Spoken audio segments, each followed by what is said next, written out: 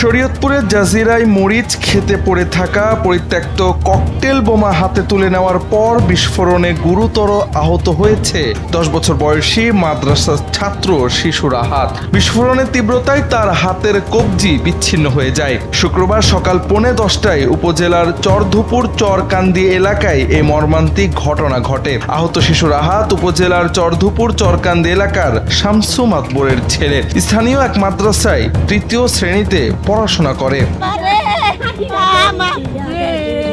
স্থানীয় সূত্র ও পুলিশ জানায়, সকালে বাড়ির পাশের একটি পরিত্যক্ত ভিটায় লাগানো মরিচ ক্ষেত থেকে মরিচ আনতে যায় রাহাত।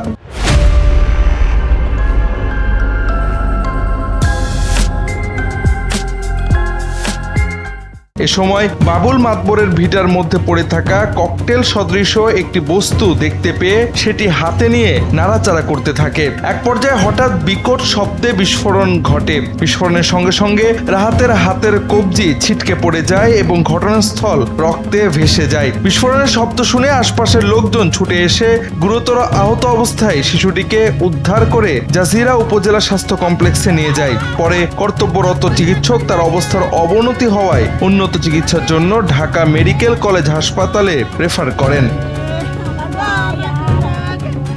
এ বিষয়ে আহত রাহাতের ছোট চাচা বাবুল মাতবর বলেন, জমি জমা নিয়ে প্রতিবেশীদের সঙ্গে দীর্ঘদিন ধরে আমাদের বিরোধ চলছে। কে বা কারা ওই ককটেল সেখানে রেখে গেছে সেটি তদন্ত করে বের করা প্রয়োজন।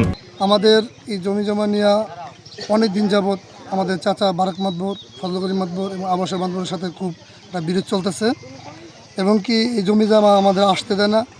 আমাদের আসলে হুমকি দেওয়া হয়। আমি তো বাড়িতে থাকি না, নদীর উপরে আমার বড় ভাই এখানে থাকে এবং আমার বড় ভাই ফ্যামিলি, তাদের হুমকি দেওয়া হয় যাতে জমিনে না আসে। এই যে সেটটা দেখেন একটু, এই জমিনের এই সেটটা তারা জোরপূর্বক খাইতেছে, আমাদের মাছ জোর করে দিতেছে না। এই বিষয়ে আমার আইডিয়া যেটা, আমার 22 বয়স, মাত্র 7-8 বছর বয়স, ওই বম সম্বন্ধে ভালো মন্দ কিছু জানে না। এটা কি বম না কি কিছুই জানে না। যাতে করে আমাদের এই ভিডিতে যদি আমার ভাই বা আমার ভাইস্তাকে বা আসলে দুর্ঘটনা ঘটে, এমন একটা ঘটনা ঘটানোর জন্যই আমাদের বিবাদী দল বারাক মাতবর, ফজল করিম মাতবর, আবাস মাতবর তারা এই ষড়যন্ত্র করছে। এ ব্যাপারে জাজিরা থানার ভারপ্রাপ্ত কর্মকর্তা সালেহ আহমেদ বলেন, শিশুটি কুড়িয়ে পাওয়া ককটেলটি খোলার চেষ্টা করলে সেটি বিস্ফোরিত হয়ে 2 হাতের কবজি পর্যন্ত ক্ষতিগ্রস্ত হয়েছে। তাকে উন্নত চিকিৎসার জন্য ঢাকায় রেফার করা হয়েছে। এ ব্যাপারে তদন্ত সাপেক্ষে আইনি পদক্ষেপ নেওয়া হবে। এটা খুলতে গেলে পরে এটা বিকট আওয়াজে একটা বিস্ফোরণ হয়। বিস্ফোরণে তার ডান হাত প্রায় কবজি পর্যন্ত ছিন্নভিন্ন হয়ে যায় এবং বাম হাতেও অনেকটা আঘাতপ্রাপ্ত হয়েছে। তো তাৎক্ষণিকভাবে আমাদের এই সংবাদ পেয়ে আমরা ওকে হসপিটালে নিয়ে আসতে বলি। আমরা দ্রুত হসপিটালে যাই। হসপিটালে গিয়ে ভিকটিমের সাথে আমি কথা বলেছি, তার আত্মীয় স্বজনদের সাথেও কথা বলেছি। তো তারা যদিও এইভাবে ককটেল বিস্ফোরণ হয়েছে, আমরা প্রাথমিকভাবে এটাই ধারণা করছি এবং কিছু বক্তব্য আসছে যারা যে তাদের সাথে পূর্ব শত্রুতা আছে তারাও এখানে ককটেল রাখতে পারে, এরকম একটা ধারণা তারা করছে। তো আপাতত ভিকটিমকে আমরা দ্রুত চিকিৎসার জন্য ঢাকা চিকিৎসা মেডিকেলে প্রেরণ করেছি।